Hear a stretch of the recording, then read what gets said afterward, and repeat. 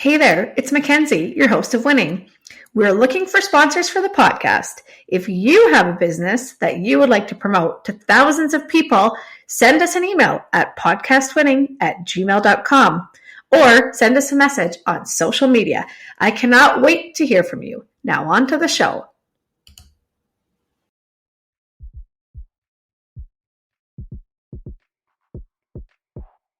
Winning is your guide to making it in business. Join our award-winning host and entrepreneur, Mackenzie Kilshaw, and special guests in casual conversations that will educate and inspire you on your business journey.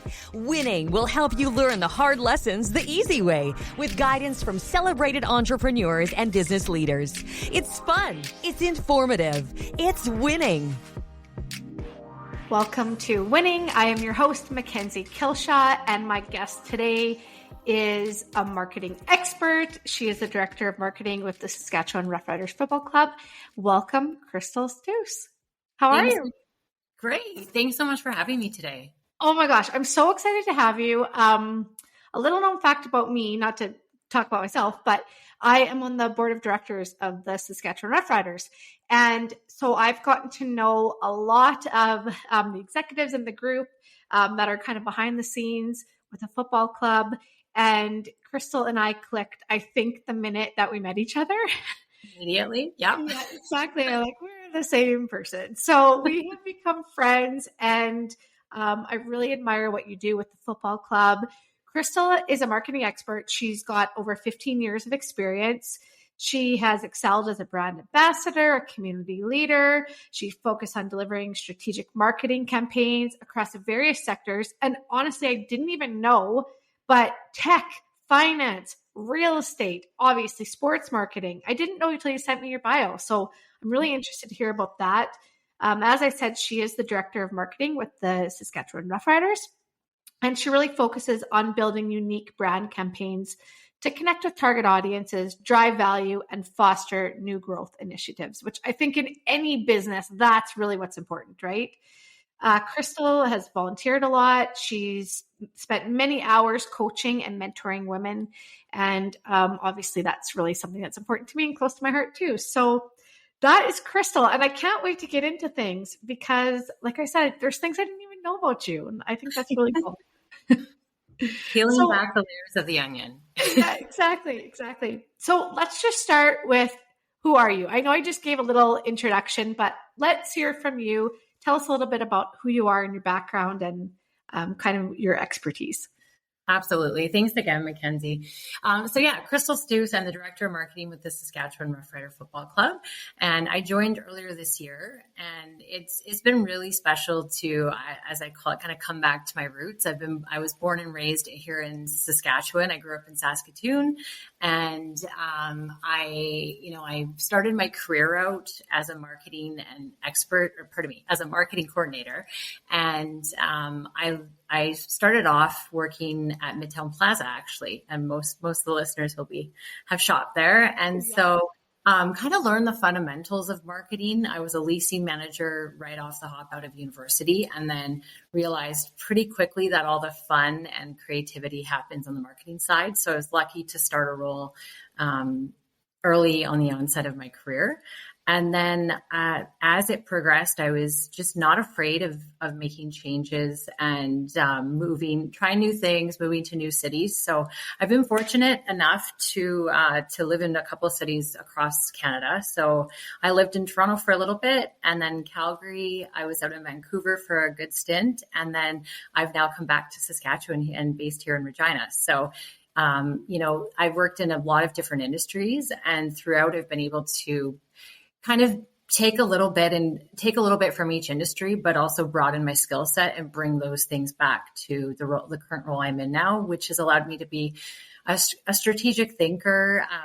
And what's really important and topical right now for marketing is storytelling. It's really about connecting with people and providing content that resonates with people and something compelling. So that's so true. And honestly, if you're listening right now and you're like, well, I don't own a football club, so I'm not going to have any value in this. I can tell you from experience, and I'm sure Crystal will agree, that marketing does not matter what industry you're in, what your business is marketing, right? Those fundamental principles are the same. Yeah, I was at a conference a few years back and I was chatting with some marketing executives from Hootsuite, like the original kind of social media. So it was really interesting. I was working in finance at the time, and at the table there was people, marketing professionals from every industry, and we all had similar challenges and identified unique opportunities that we could build upon. So that was really interesting to me, that at various levels and very different business strategies, we all kind of identified similar themes throughout. So you're right. It really, marketing is integral to a business. Sometimes historically we think of it as, standard advertising and promotions. But it's beyond that. And it's connecting with people. It's understanding your audience and finding a channel to connect with them and interact and engage. It's all about engagement.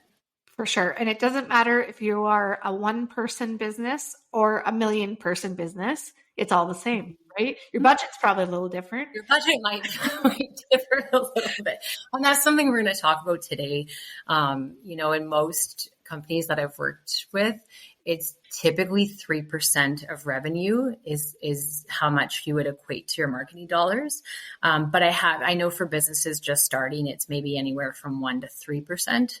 So that can be sometimes you think, oh, how much money, how many dollars am I going to put towards marketing your business annually? And I think that's a good guide, 1% to 3%, and start there. I love that. And we are going to touch a little bit kind of later on in the podcast on maybe some free or nearly free things you can do, no cost, low cost, because when you're first starting out, it is a tricky thing, right? Because you don't necessarily have a lot of money, if any, depending what you're doing, right? A lot of businesses start out really quick. And it's like, we got to get going right now, right? And so if you don't have that revenue yet, how are you going to pay for that, right? So we're going to talk about that a little bit down the line. I want to touch a little bit more. I know you've kind of lived across Canada and had some different jobs. I love that you started off. And if you don't live in Saskatchewan, Midtown Plaza in our city is like the mall to go to. So I love that you started there, because that would have been like super cool as your first job out of university. But why don't you touch a little bit on your finance and your real estate and just kind of what you did in those roles and how that progressed your expertise as well. Absolutely. So, one of the kind of a big turning point in my career is I took on a role as the marketing manager for HSBC, and I covered Western Canada, and I worked on primarily events and sponsorships on the marketing team. And so I got to collaborate with a lot of different teams, which was a lot of fun. Part of my career and career growth has always been connecting with people and building relationships and collaborating. I love to collaborate. So I got to work on projects that were mid-market, or we worked with a lot of entrepreneurs and small businesses starting out. So in the Valley and Langley and BC, we worked with small businesses out of Edmonton. And so we built unique strategies and seminars and events. Like I remember creating and curating events. We would do breakfast meetings where we would help entrepreneurs work and leverage working capital. And we got to kind of do, more traditional events like that. And then I also was exposed to some really fun client relationship events where we hosted PGA golf days. And I was actually part of introducing and launching the Rugby Sevens tournament when it first came to Canada in 2016. So when I look back at some of the career highlights, that like Rugby Sevens, did not know much about the sport, but learned a lot about it. And it was just a lot of fun. And it was a great client and customer event. And kind of building off that, that's kind of what drew me to my current role where I am right now. But what I love most about it is covering a larger region. You couldn't just do, rinse and repeat your marketing strategy in different, you really had to get segmented, and how you marketed in Edmonton was different to how you marketed in Vancouver. And you worked with different sales teams and different product offerings. So I really learned how to be strategic, and we did a lot of segmentation.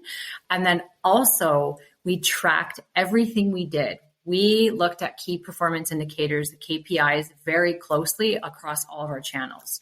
So if we hosted a breakfast event or we brought in an energy speaker from Mexico for one of our C-suite events, we would track, what was the revenue back to the business. And if it didn't hit our goal or our target, we wouldn't repeat that. So we were just really strategic in how we conducted business. And then I brought that into all of my next roles, which was really important and helpful. So yeah. And then I moved on. I worked in the tech sector. I worked with TELUS for a little bit. And that was a lot of fun. We got to pilot so many different things. We kind of worked as a startup within the mass beast of an organization that it was. And we had a lot of flexibility, a ton of innovation. So I was able to trial and pilot new marketing strategies in a small contained time period, and we would run with whatever performed the best. So again, it was all about tracking performance, listening to our customer needs, and then responding thereafter. So that's cool. And I think too, when you just said, I'm just going to go back a little bit, when you were doing those events, and then you were doing those events to help people learn how to market their business, and then you were evaluating those. So you were actually marketing your marketing, really, in essence, right? If we really want to get down to it. And that's really cool, because you were helping new businesses and new entrepreneurs to grow, but you were also helping your own business and company grow, right? That's cool. And did you, sorry, go ahead. Go ahead. I was just going to say, we talk a lot about success and how do you succeed, but coming with that success, there's failure. So did you have times where you did those events that you were like, this did not work, or we need to change this, modify this? You want to talk about that a little bit? Yes. Timing and scheduling per city is a lot different. People in some region come to events right on time, and they're early birds, and they get in and they get out. People on the coast are, they're a little tardy. And so just kind of the style of the event. Sometimes we spent a lot of marketing dollars on big, grandiose conferences, but really we found a smaller breakfast meeting or a lunch seminar garnered probably more quality, or it was a quality over quantity analysis. And so sometimes these grandiose events were, great on paper and so forth, but they were spending a lot of marketing dollars, and they didn't generate more revenue than the smaller, more intimate, and those smaller events were much more beneficial. Yeah. And that's an important lesson, I think, because sometimes we think the more money you put at something, or the bigger splash it makes, it's going to be that much better, right? Yeah. Not necessarily so. Yeah. And that's when you do get more strategic, is when you look at it. Another thing we learned out of those events was, partnering with other businesses. Yeah. And I worked on the Export Awards in 2016. And that was one of my best events, because we got to do a lot of roundtable events and a lot of sharing of information and getting to know the client and the customer a lot better. So I highly, highly recommend where, it's not just putting your name up on the board. You get anything where you get a lot of networking opportunities and you can connect and build relationships. I highly recommend that always. I agree. And I think just from my own personal experience, when I opened my clothing store in Saskatoon, literally networking and going to these events and talking to people, that is how I built my clientele, my brand, my social media following, my email list. I mean, the list goes on.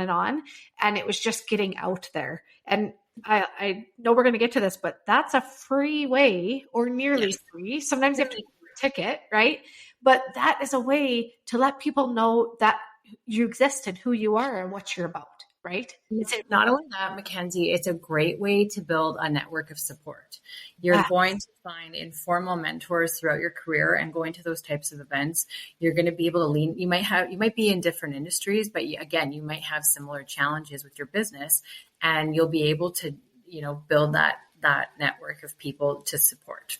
It's so true. And you'll get, we called ourselves like the gang. Like we had a group of about, I think there was about four of us that went to a lot of these events together. And those were the people that I would pick up the phone and say, I don't know what to do. Help. Or, oh my God, this just happened. Has this ever happened to you before? And they had very different businesses than mine, not even in the same industry, but just that having those people to maybe run an idea by, help you solve a problem, whatever it was, that's invaluable, right? And another tip is you don't have to be a quote unquote people person to attend these events. Like we all think, oh, networking, oh, maybe I'm not, great in groups. When I had my first career opportunity, my boss at the time, who was an amazing mentor for me, I was quite young at the time. It was my first role. And she said, you're going to, the Chamber of Commerce breakfast meetings. And I was so green and so fresh. And I remember being so intimidated, but by doing that, it's never as daunting as you anticipate. And by doing that, I was able to build relationships I didn't anticipate, and you build your network, and it's awkward for anyone at every level. Trust me, Yes. Even in a senior role, no one's ever like, yay, I get to, if you go with a friend or a peer, absolutely, it makes it a little lighter, but, by all means, like get out there, share your business card, and you find like-minded people. A huge thank you to our sponsor, Just For You Day Spa and Wellness. Just For You is Canada's premier day spa with 5 locations in Alberta and Saskatchewan. The award-winning luxury spa features Leah Reese cosmetics and iconic Betty jewelry that you can also purchase online. Visit www.justforyoudayspa.com to book your service or to purchase a gift card. Yeah, that's so true. And it's one of those things where if you don't go, nothing's going to happen. Like you have to put yourself out there. You have to, like you say, it doesn't matter what level you're at. When I first started, I felt, imposter syndrome they talk about, because I was like, who am I? This person who's had a business for 5 minutes, that I'm like attending these things with people that have had a business for 25 years. But it's funny because when you look back at those things, or I had people tell me, because maybe I was a little more on social media than them, and they're like, will you help me with social media? And there's like a wow moment, right? Because you're like, I helped them. Like they helped me, but I also helped them. And that's such a great, that having that network is such a great thing. It is. I've never left a networking event feeling like, why did I go? I always leave surprised, and I've met 3 new people that I didn't have in my network. So yeah. Highly recommended. I love it. I recommend it too. It's a must for sure. Okay. So let's talk about, as we're talking about musts here, let's talk about some must do's for marketing a business, because there's a lot of people listening that are like, I'm not a marketer. I don't know what to do. I don't even know where to start. Right. So let's just start with the musts. What are your tips or your advice, the things that you're like, you got to do this? Absolutely. I've got a couple. Sure. So number 1 is you have to know your audience. So you have to understand and know who your target audience is. And when I say that, those are the people you are promoting to and trying to sell your product or service to. So that is your audience. And your audience can be broad, and it can be a big, a larger group, but within that audience, you have smaller segments, and you can get more granular and more specific in how you market to those people. And it's really important to understand what drives their decision-making. And how to do that is you have to identify what are their core needs. Like you can understand what your product or service is, but if you want to connect with them, you need to understand what drives them, and because they have the purchasing power. So it's really knowing your client or your customer really well, understanding what drives them, and then segmenting and targeting them appropriately. I think So too, can I just touch on something? It's knowing who they are. It's not who you think they are. Because a lot of people get trapped in that. Well, my target audience is 25 to 35. And then you look at your Instagram following and it's 40 to 55. So you better make that adjustment. Because if you're targeting to the wrong group, you're going to have problems, right? So make sure you know who it is, not just who you think it is. Mackenzie, that's such a strong point, because we get sometimes internally in our business strategy, we get really tunnel vision, and you really have to get outside and talk to your customer, talk to your client. So you might say like, well, how do I understand them? So looking at the data is the simplest and best way to do that. You need to analyze your data. And even if you don't agree with it, you need to listen to your data. So again, look at your Instagram results, look at your campaign performances, and I'll get into that more. But one of the best ways to kind of get to know them is you can do informal focus groups. So when I worked at TELUS, we would do Friday breakfast meetings, and we'd keep them small and affordable. We would invite 5 to 10, we would usually invite 10 customers, and maybe 7 would show up. And we would just do a round table breakfast. And we didn't say like, come to a focus group, because no one went. We're like, nope. Right. As a valued customer, we want to treat you to breakfast and get to know, we were looking for innovation, because we were looking for new ideas and to pilot. And then you just essentially go, it's an hour long, so it's not a lot of their time. You usually gift them with a gift card thereafter. So that's one of the best ways, I would say, to carry out. A more affordable option, especially if you're just starting out as a new business owner, is surveys. You can use tools like SurveyMonkey, very cost effective. Large and small companies still use traditional survey mechanisms and tools. So I know, like with the Roughriders, we do a ton of surveys, and we get such great essential data, and we get to learn about our fans a lot more. Exactly. So, and you can ask them. Obviously, you want to ask them questions about maybe it's their experience or their purchase or whatever it is, but you can ask them their age, where they live, if they're male or female, right? So you can get all of those data points that you were talking about before to really understand who they are. Exactly. Yeah, no, that's exactly bang on. So that's kind of the initial is know your client, know your customer, and then be mindful that just when you think you know them, their patterns and behaviors will evolve. Sorry, I totally laughed at that, because it's going to change, right? You can't decide this today, and 3 years from now, be doing the same thing. Exactly. I mean, especially over the last few years, like consumer behavior has completely shifted. And as our world gets more and more digital, whether we like it or not, the behaviors are, I read a stat last week in an article saying that marketing trends for the next year, it's all about AI. And, I mean, I am no specialist in artificial intelligence, and, how it's all about the algorithm and so forth. So it's just evolving, and don't be overwhelmed in trying to keep up with all the trends. But again, understanding and knowing your customer and client, that's bang on. And then Step one for sure. And like you say, you have to evaluate this. I'm not going to say on a constant basis, but you should be doing these touch points if you're doing a survey or if you're going to do a focus group. What would you say, a few times a year? Yeah, seasonally. Usually, looking at when your major campaigns or promotions are on. I would say, a couple touch points, once or twice per quarter, I think is great. And seasonally is another option too. So, yeah. I love it. And the surveys too. I know you said about a gift card after the breakfast.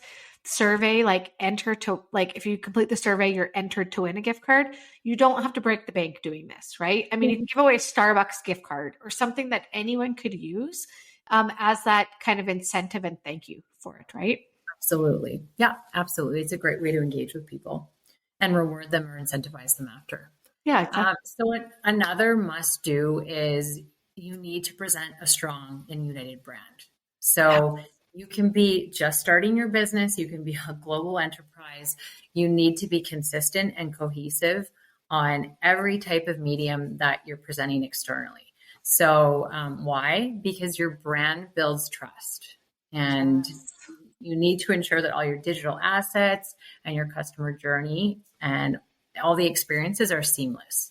So brand could be an episode on its own, because when you're talking about brand, okay, this goes so far. It's like what font you use, what colors you use. It's everything, your logo. I mean, everything has to be the same and unified everywhere. So whether you're doing all traditional newspaper, TV, radio, whatever it is, people have to know who you are. And if you're showing them different things all the time, they don't know who you are. That is where there's no trust, right? Exactly. It's not unified. You make such a great point. Your brand you need to have a brand tone and a brand voice. That needs to be like there needs to be a bit of a personality. You want to have a bit of a personality that's recognizable, and that also helps build trust as well. But your tone of voice needs to be consistent. So the person who's running your social media should also probably be helping out with the content you're developing for your email campaign and on your website. You want, you want that language also to be. Yeah, because if you're doing a blog and you're doing emails and you're doing social media, and you have one from your own point of view, one from third person point, like it doesn't correlate, right? It's confusing for people. If you're going to talk from yourself, if it's me doing it, then everything has to be from my point of view, right? Yeah. And this day and age, people are looking for that type of authenticity as well. So your character and your personality usually come through in your brand. And so that's important. Also on top of that, I always say, you want to have everything looking presentable and professional, of course, but the customer experience and the customer journey are equally important. So the customer experience starts when someone calls your business. So you need to make sure, that touch point is friendly, and the person answering the phone is approachable or stands for your business's core values. And then when they go on the website, I always say, I'm going to call it a CTA, which is a marketing term known as call to action. It's basically the button that you click on a website or an email. So anyways, the CTA should always be really easy to find, and the consumer should only have to click once or twice before they hit the CTA. If they have to click more, like 5 times, you're going to lose them. When I'm on a website, if I have to click, even if it's a great favorite product of mine, if I have to click too many times to search for information, you've lost me. So just making the information easy, user-friendly, and accessible, that's really important. And I know one thing that I've learned over my time with websites and whatnot is people will scroll, but they won't go to the next page. So if everything is on one scrolling page, one longer page, that's actually more efficient than if they have to go click to the next page, click to the next, because they're never getting to page 9. Like never in a million years. It's more mobile friendly as well. Yes. Speaking of next pages, eventually we'll talk about SEO, and we talked about it in a previous podcast, but I wanted to talk about that briefly. I will recommend that's maybe not. It's a more expensive strategy, so I don't recommend it for people just starting out or new entrepreneurs. But if your business is into their 3rd year, I would definitely look at it. And I had an SEO agency, a digital specialist, tell me once that the best place to bury a dead body is in the second page. Search page. Let's be serious. Do you go to page 2 of Google? No. Never. No. There's a paid ad right at the front one. And if you're not 2nd or 3rd, to be honest with you, I don't even know that I get to 4th. Yeah. Right? Exactly. Yeah. So if you do have the money to spend and you're far along in your business cycle, absolutely invest in SEO and search words and so forth. So can I just give a word of caution to people, because I always laughed at this, and there are scam emails. I'm going to just put it out there that literally will come to you to your info @ or whatever your email address is on your website. And they will say, you can pay me to put you onto page 1 of Google. I was on page 1 of Google with my business, not day 1, but like very shortly after. And I did not do any paid ads on there, but people would always email me and say, pay me to get you on page one. And I just want to caution people about that, because paying for SEO and paying to be on page one are going to be different, and you're going to get some garbage emails. So please prepare yourselves, because there's always people willing to take your money. And like Crystal is going to go through with the low or no cost, especially when you're starting out, you don't have to be spending thousands and thousands of dollars on SEO from day one. No, don't worry about that. It'll come, right? Exactly. Yeah, 100%. And so the final kind of marketing must do is just, establishing a clear marketing vision for you and your team. That's an important marketing plan. Vision and plan kind of, I usually start with the vision and our goals and ultimately our core business and marketing objectives, and then carry out the plan. What's the execution plan? What does that look like in the calendar month and so forth? So, you find peak cycles of your business cycle, or, if it's seasonal. So you map that out, and I would do it on an annual basis. And leave some buffer in your budget and your calendar, your content calendar, to pilot and try new things, because there is a lot of fun trends and there's new things that come out. And so leave a little room to be innovative and have some fun with it. Yeah, that's great advice, because especially if you're on like TikTok and things like that, like a trend can come tomorrow. So if you are a business that is really like working with those trends, you have to do it. So you have to either leave room, or you might have to bump something or shift something to do that. I think too, another thing is, I love how you say like plan it for a year in advance, or start with a quarter. If a year just seems overwhelming to you, start with a quarter. But really plan it out, because the worst thing that you can do, in my opinion, I'm not the expert here, but tell me what you think about this. The worst thing you can do is be like, we're going to have a sale and we're having it on Tuesday, and I have to make an email and I have to make a pop-up for my web. And you're literally trying to scramble to get all these things together for something that you either didn't plan for or was last minute. You don't want to be reactive. I have found historically that's where errors in your email come in, your team's scrambling. And I mean, sometimes, again, if a trend or something urgent comes up, you have to do that. But no, you want to be proactive. You want to be well thought out.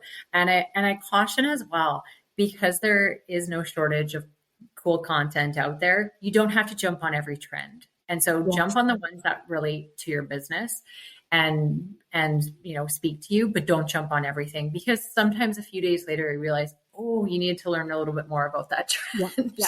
Or maybe it doesn't go along with your brand. Yeah. Right? Like if your brand is sophisticated, high end, you probably don't want to be doing a silly dance on TikTok, because they don't go together. Right? So yeah, it's like finding what really works for your brand and then going in that direction. Yeah. Keeping that authentic approach to your brand and keeping it cohesive and unified. Absolutely. Yeah, for sure. I love that. Love it. Okay. So when you were talking a little bit about the marketing plan, and for people that are like, what is a marketing plan? That they maybe aren't sure, what types of things, maybe give us a high level. What is the marketing plan? What does it include? And then what are things that you should include in your plan? Absolutely. So it comes in various, I'd say, styles and formats. For some businesses, a marketing plan is actually just their forecast and their budget of what they're going to spend and what initiatives and promotions and incentives they're going to do each time period or each season. And, but for others, the way I've structured it is, once I do have my budget in mind, which I did say is typically 3% of your total companies and business revenue. That's usually a great benchmark.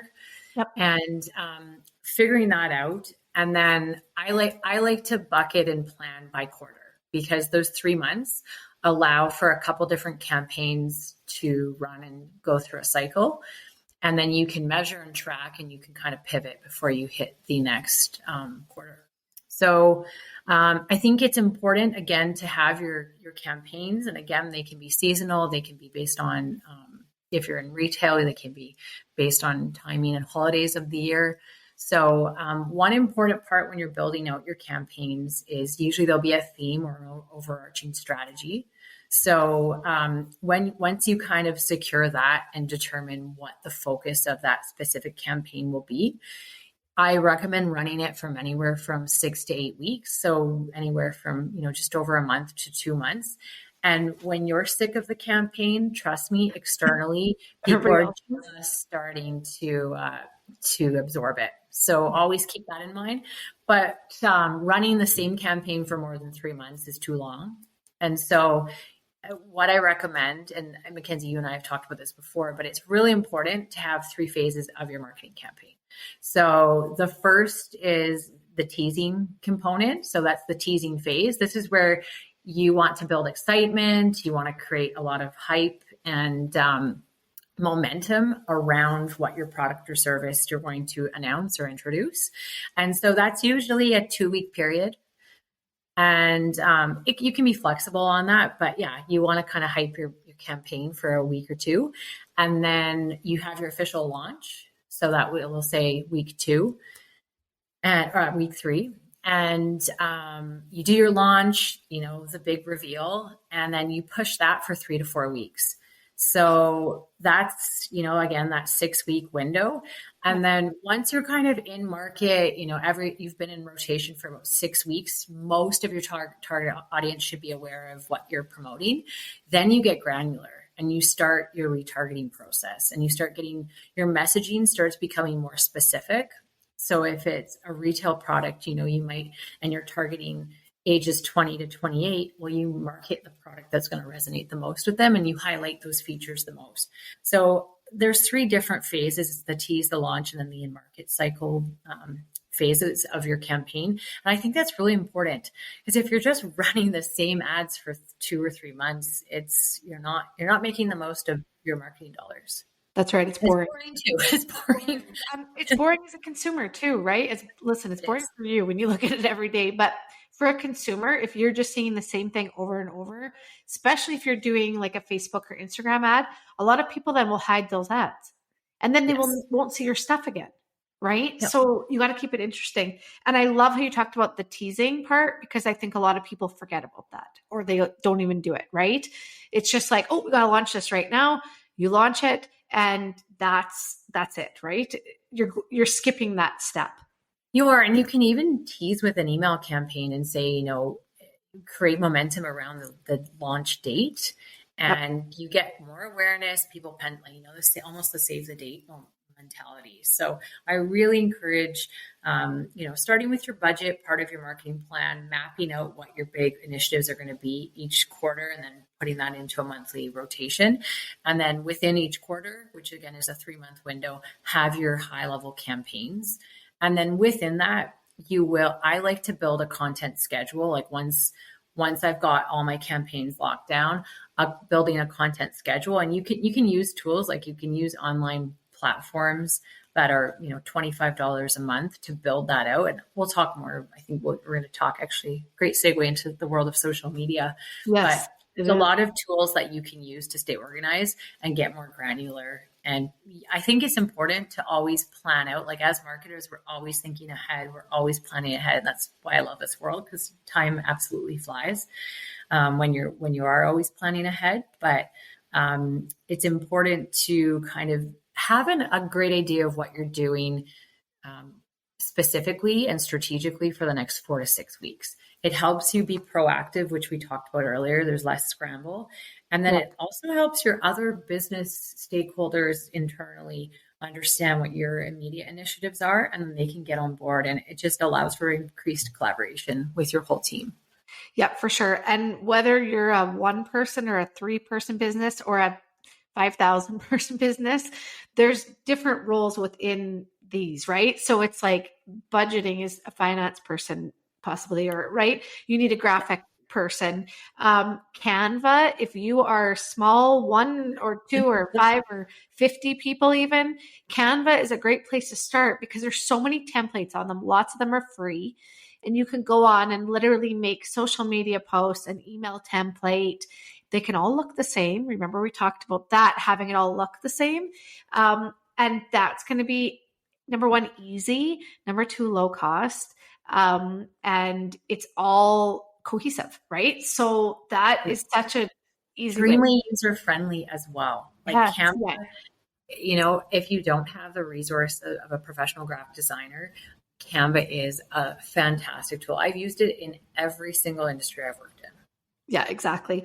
Okay, when we're talking about campaigns, and we are gonna segue into social media, because I feel like, especially now after COVID, people are on their phones and computers way more than they used to be.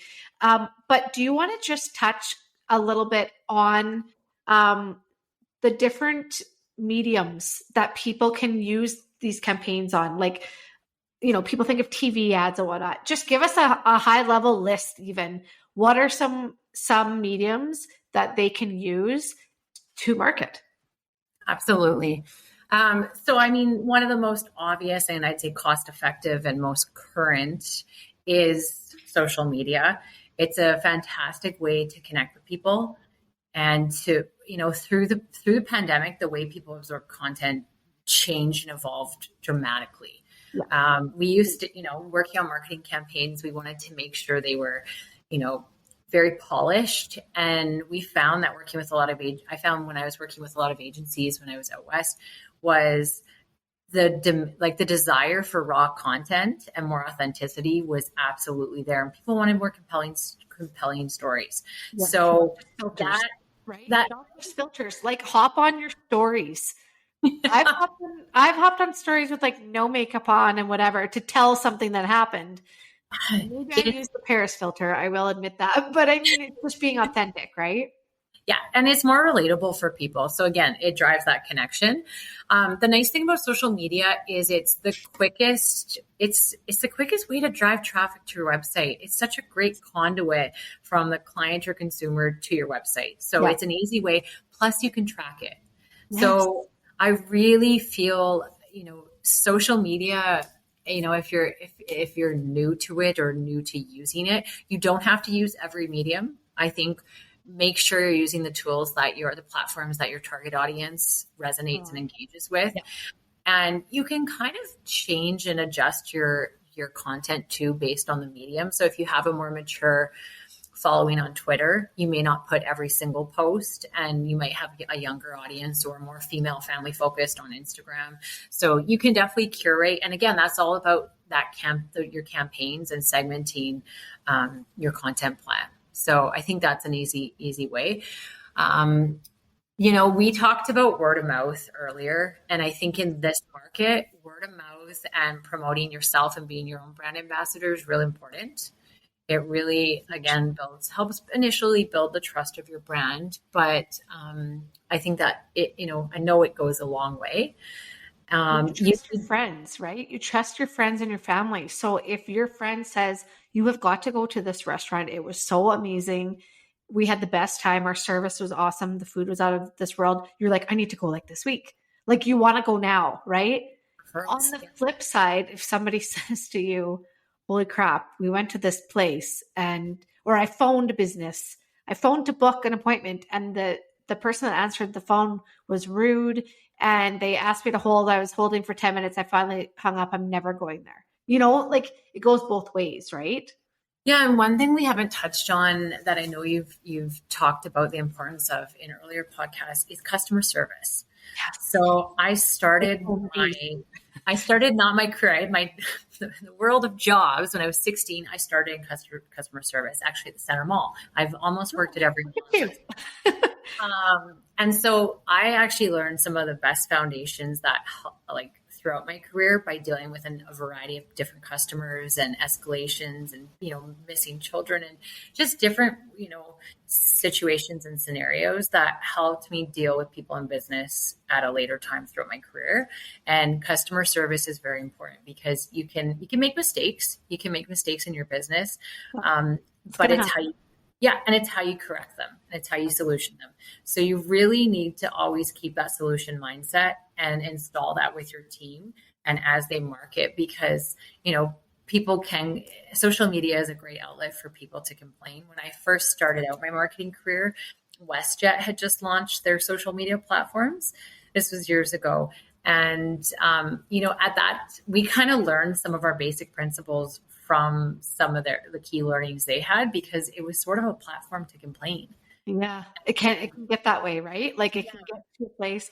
And listen, nothing helps you improve your customer service as much as a bad customer or a difficult customer experience, right? You're going to learn more in that than you are in anything else, because it's the things that go wrong that teach you the lessons. 100%. And I've always kind of communicated this too, is it's okay to fail. Like it really is. And fail fast, learn from it. We're all going to trip and fall in, campaigns we launch or customer, strategies that we pilot. So you just have to be able to pivot and just have a solution mindset as well as like, this went awry, but how can we solution it and how can we move forward? Exactly. What worked, what didn't. Take that lesson, move along. I always say, if you're looking in the rearview mirror, you don't know what's ahead of you, right? So you have to learn from that mistake, failure, whatever it was, but then you have to just keep going. You can't just keep worrying about that, right? Keep going. There are going to be times you have a difficult customer, things don't go right. You're really excited for something, you launch it, it doesn't work. It's going to happen. If people tell you it doesn't happen, they're lying to you. It is going to happen. It happens in every business. The biggest companies in the world have failures, right? 100%. And that's where you do have to put your ego aside and like your personal preferences aside. And like we said at the beginning, is you have to listen to the data and you have to look at the results of how your campaigns are performing or how your promotions are performing. And you have to take those key learnings and adjust. You have to constantly and continually adjust. You don't want to completely like flip your strategy on its head, but you need to continually adjust it as you cycle through the season and the year. And I think that's an important thing too, when you just said, look at your data. Facts are facts. Nothing changes a fact, but emotions change things. Like if you have something that I feel so good about this, and the facts say this did not work, you have to take that emotion out of it, right? You do, because that emotion, facts trump emotion.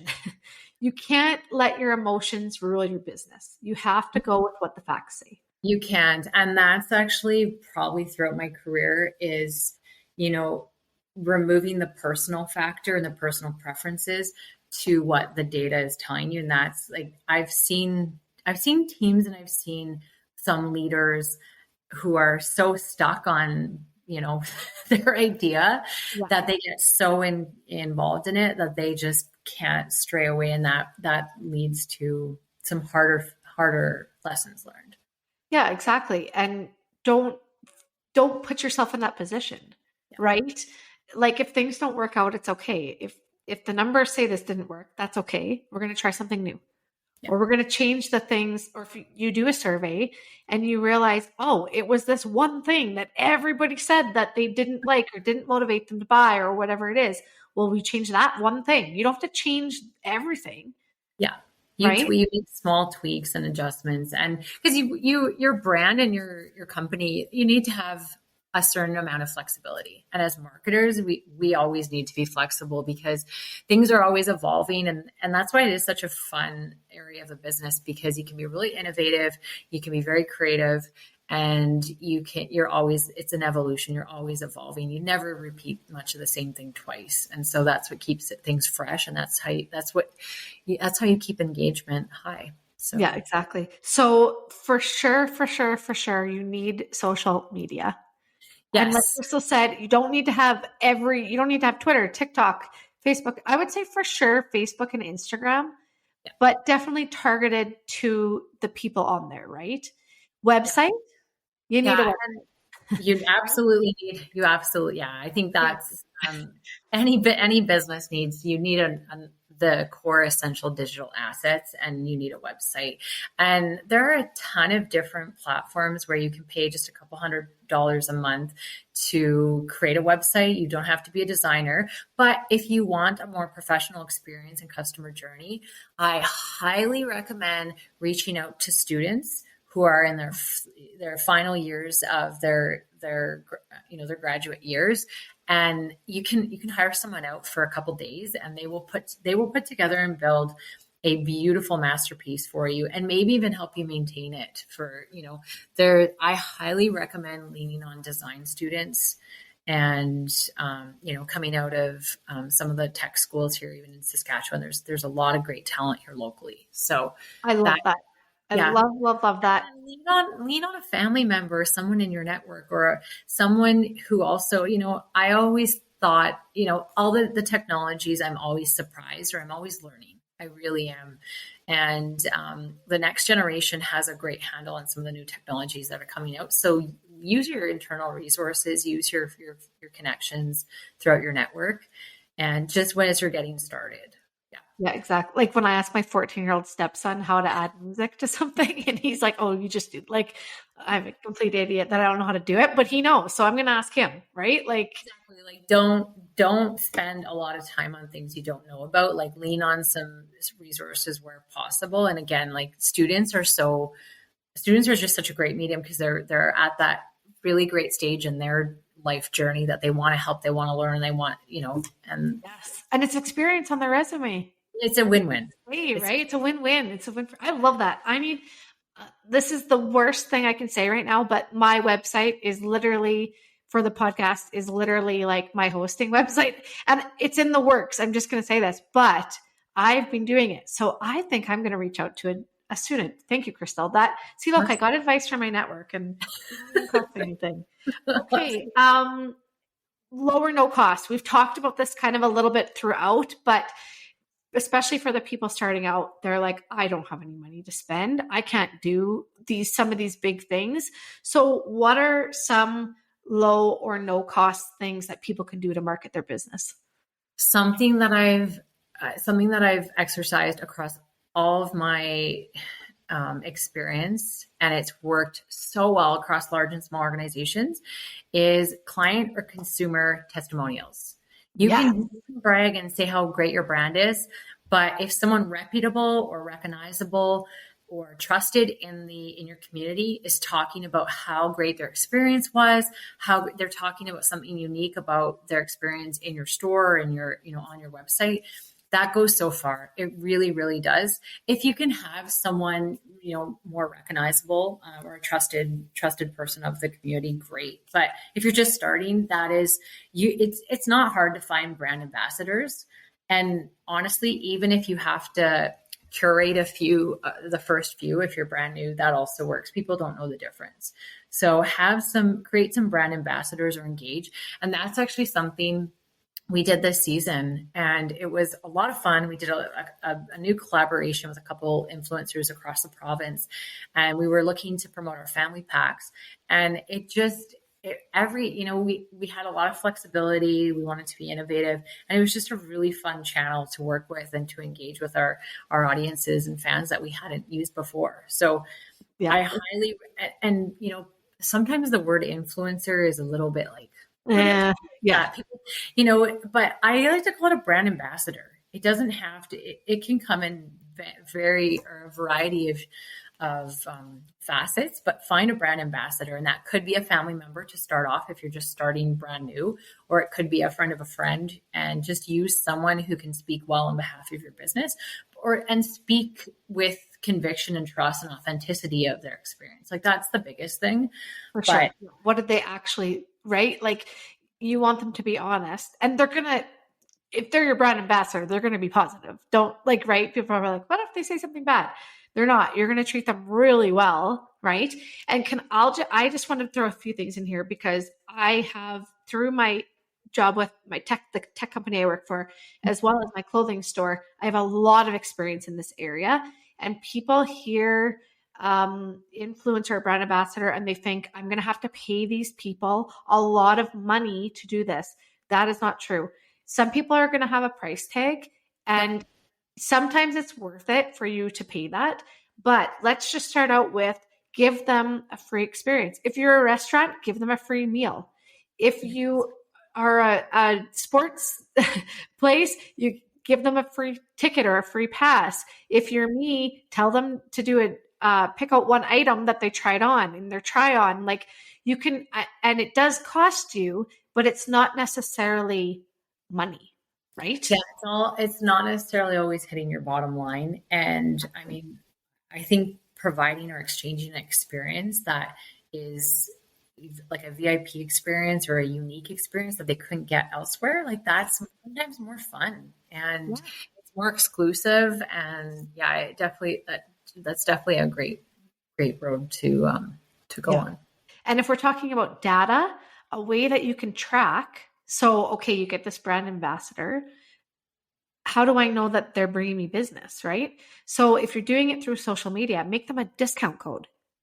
Give them 10% off, right? 100%. So they share their code, and then you can see when on your system, when someone has entered that code, oh, Crystal 10 gave, everybody that follows Crystal and used the code gave them 10% off, and 25 of those were used. Well, there you go. What was your ROI, right? You can figure that out then. And 100%. That brings it back to data, because otherwise, if you're using emotion, right, it's like, well, I really like that person, which isn't bad, but if it's costing you money, really liking them versus them bringing you business is two different things, right? Yeah. And it's a business transaction, so it's okay to track it. Yeah, it is. And topping up on that, Mackenzie, too, you make such a good point with the discount code because you can track it. I also recommend using tagged links if you are doing promotions on social media. Tag, and then you can see, wow, our Twitter post performed like 3 times better. It got however many more clicks than our Instagram or our Facebook post. And you can track and generate results from that too.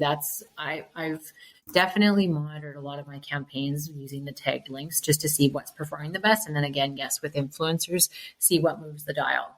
Yeah, and also too, when it comes to marketing, there's different focuses for each campaign.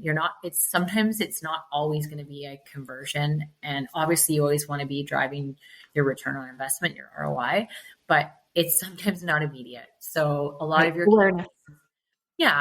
campaigns might start off as awareness campaigns.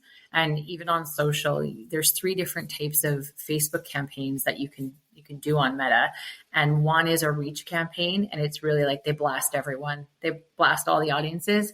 Yep. And then you can do a traffic campaign, which I prefer. That really narrows and it's driving a ton of more targeted traffic to your website. And then the third is the lead conversion campaign. And it's usually at the 3rd phase of your campaign. Once you're getting more targeted, you get more specific. But sometimes there's issues with spam. So watch out for that. Is your leads come in as spam? It doesn't work for every industry. I've had real success in it. I've had real key learnings in it.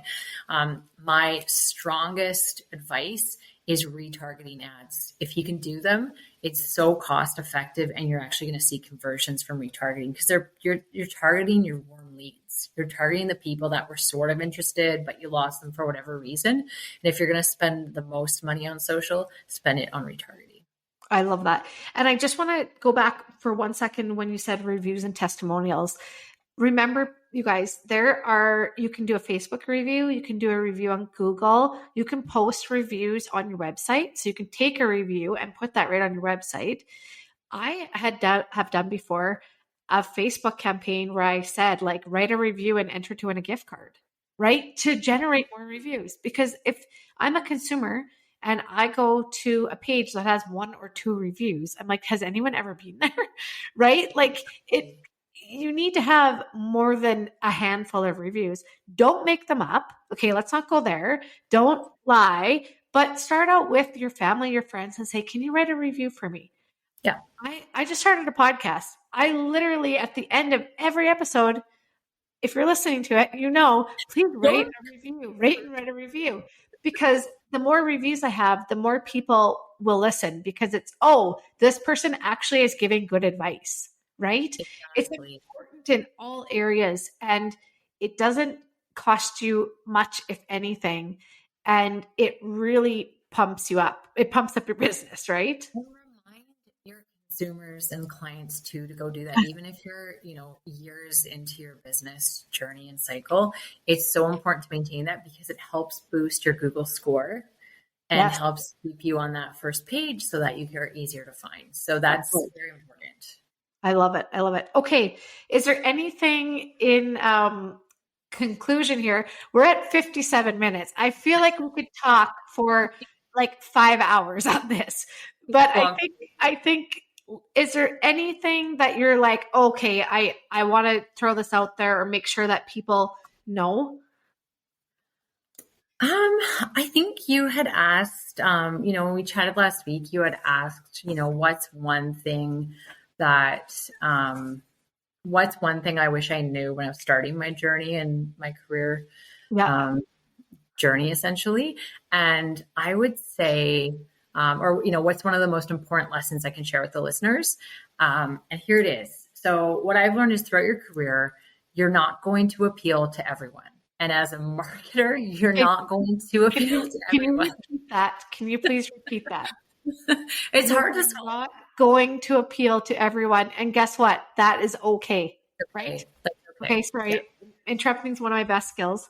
Continue on. I just had to really, really highlight that because most people in business want everyone and everyone and their dog to be their customer. Exactly. It's not going to happen. Exactly. So exactly.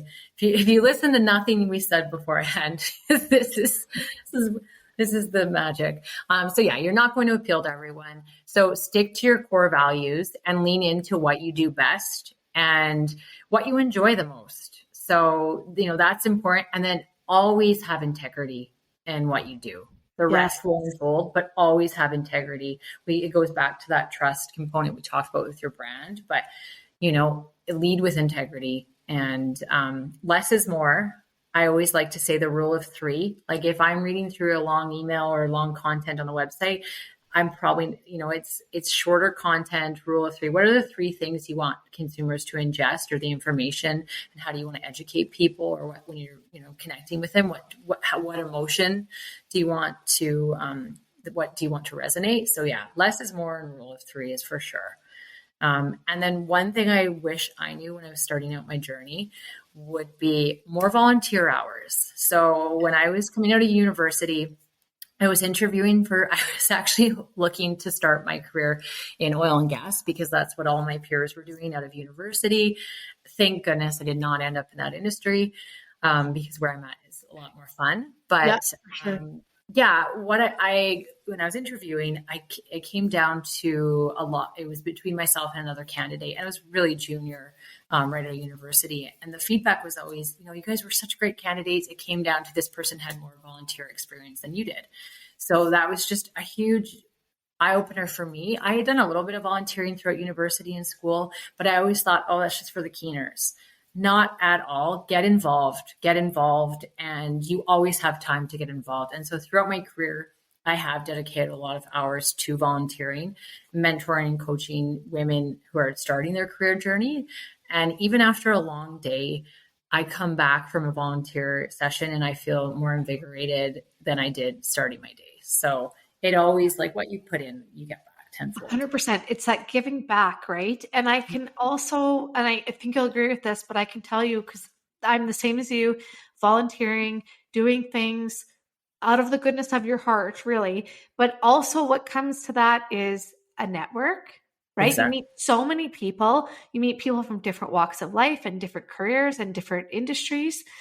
And it's that experience that you get with that, the lessons that you learn, because a lot of things that I learned were not at work, right? You build lifetime friendships. You create an informal network, the support, anytime I've been able to mentor people, you get the mentee gets and the mentor gets back more than the mentee does. 100%. And you never know what your small thing maybe that you're done impacts someone. 100%. Small things have huge impact. And I think when you were saying about integrity and doing the right thing, business is kind of like kindergarten, right? If you treat others the way you want to be treated, if you're honest, if you lend a helping hand, if you clean up after yourself, all of these things that we learned when we were little children, we've touched on all of those. It's the essentials though, really.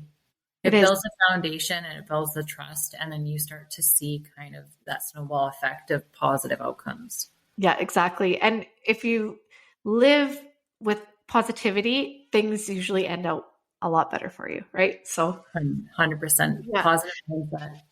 I love it. Okay, Crystal, where can people find you? If people are like, I need to know more about Crystal. Do you have Facebook, Instagram, website? What do you got? Let us know.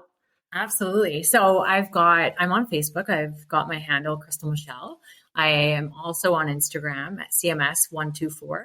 And then, shoot me an email, crystal.stus@saskriders.com. I love it. CRS124 was 100% your university email address, wasn't it? Slightly.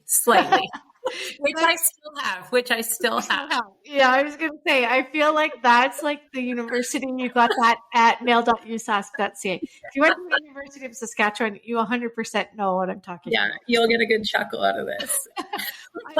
Thank you so much, Crystal. I know that all of this information literally is getting people on the right step and the right track. Start small. If you're hearing all of this and you're like, oh my God, I don't know where to start small. Take these lessons.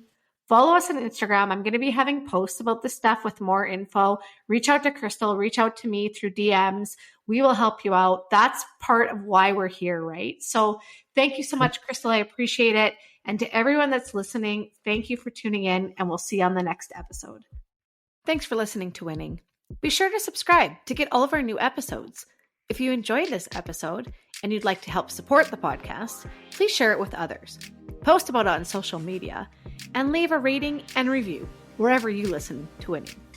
To catch all of the latest from us, you can follow Winning Podcast on Instagram at winning_podcast, Facebook at Winning Podcast, and on Twitter at Winning Pod. Winning was created and is produced by me, Mackenzie Kilshaw. Music created by Summer Furby. Editing by Seth Armstrong. Special thanks to Shauna Foster for voicing our opening. And of course, a huge thank you to this episode's guest. Thanks again for listening, and I'll see you on the next episode.